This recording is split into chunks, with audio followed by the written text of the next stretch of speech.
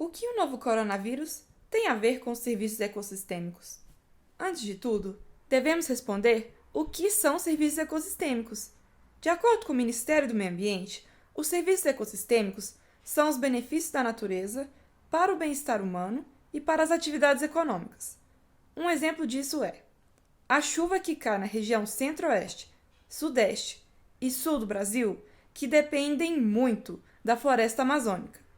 Isso acontece porque as árvores captam a água do solo e emitem para a atmosfera em forma de vapor, e esse vapor é então conduzido até chegar nessas regiões. Esse fenômeno recebe o nome de rios voadores e é crucial para o abastecimento de água desses locais. Bom, tendo em vista a importância dos serviços ecossistêmicos para a nossa vida, vamos falar um pouco mais sobre eles.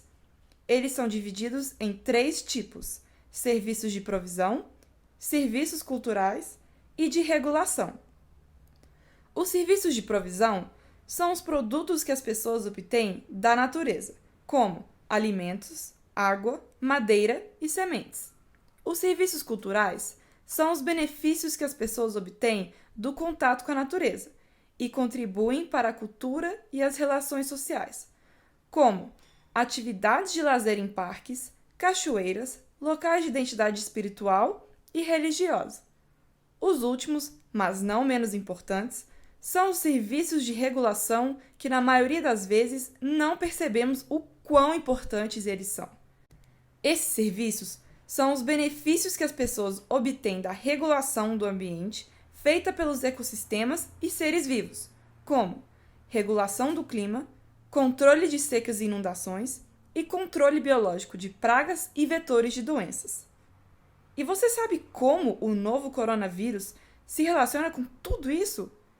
Bom, estudos sugerem que o pangolim, um animal silvestre, deve ser considerado como possível hospedeiro no surgimento do novo coronavírus.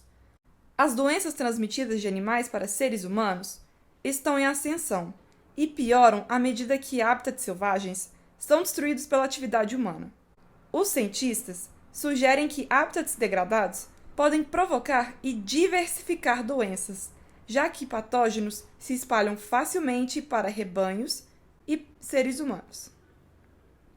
Ou seja, a atual pandemia que vivemos hoje, com a Covid-19, é devido ao desequilíbrio que nós causamos no ecossistema.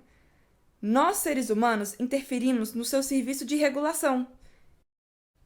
E assim, como os serviços ecossistêmicos impactam na economia, a atual pandemia do coronavírus também causa efeitos sobre ela. Em um estudo realizado por Castro e Andrade, em 2016, foi estimado o valor ecossistêmico da vegetação desmatada da floresta amazônica entre os anos de 1988 e 2014. O resultado obtido foi de aproximadamente 223 bilhões de reais, ou seja, cerca de 42 bilhões de dólares.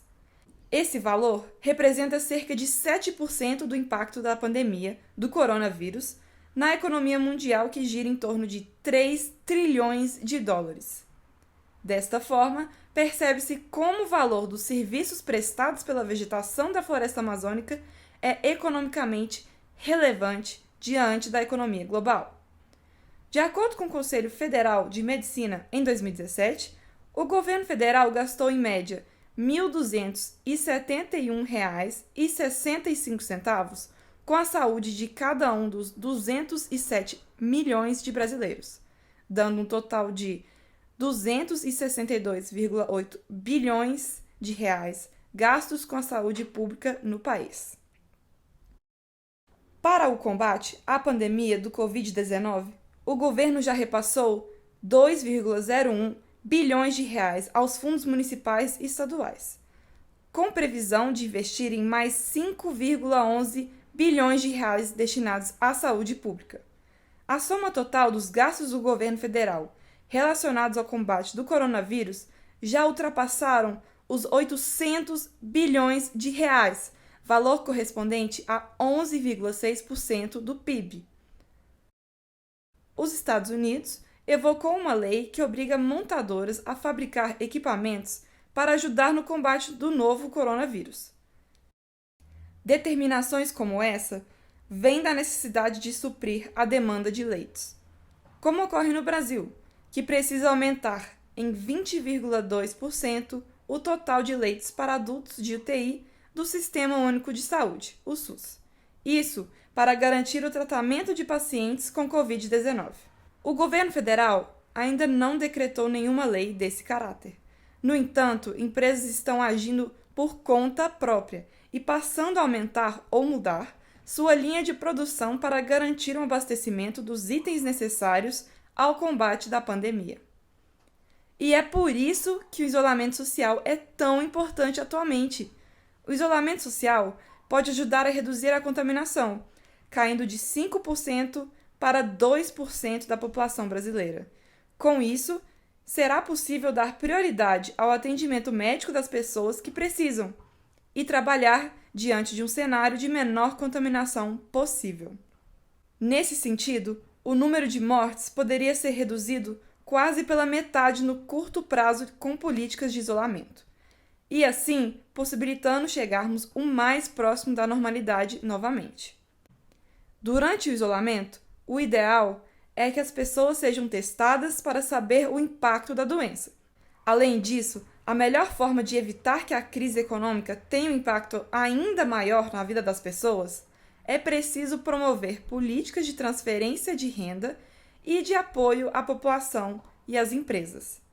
Ou seja, o isolamento social, apesar de difícil, é necessário, tanto para a economia quanto para a saúde pessoal e coletiva.